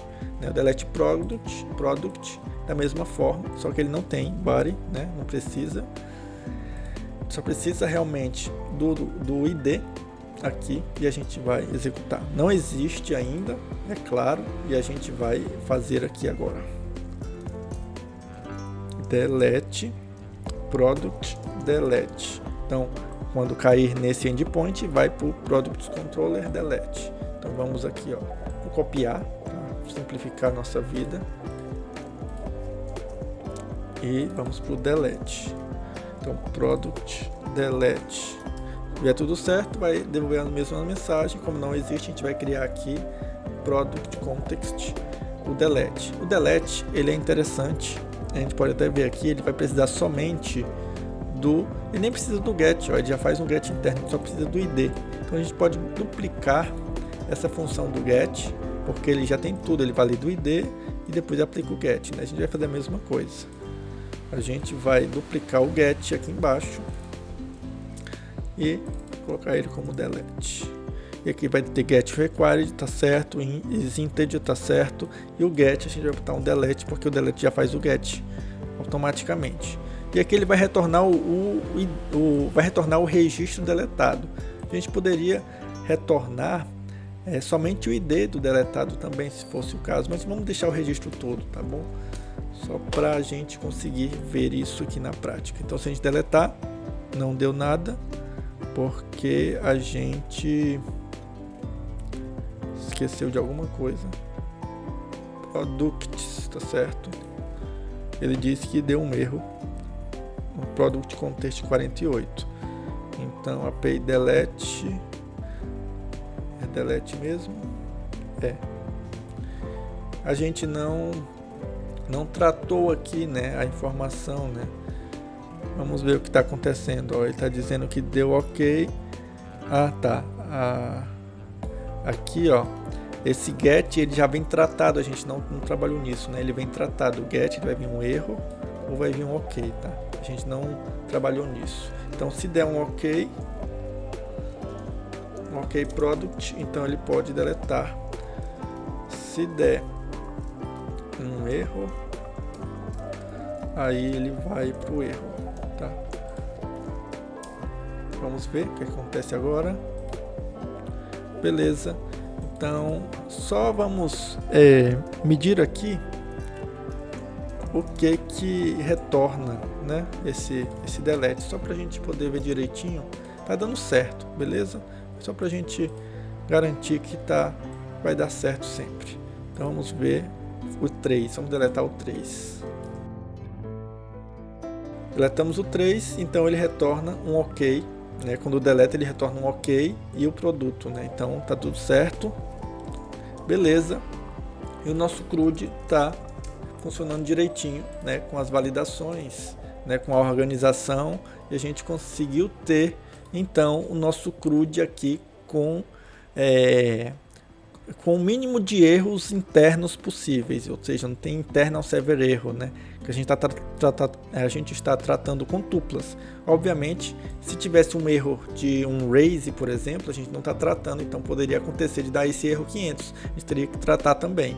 Mas, por enquanto, né, esse vídeo eu queria apresentar para vocês todo isso que a gente já veio estudando durante esses outros vídeos e juntar tudo aqui nessa questão do CRUD, né, e fazer meio que baseado em testes, né, ou não.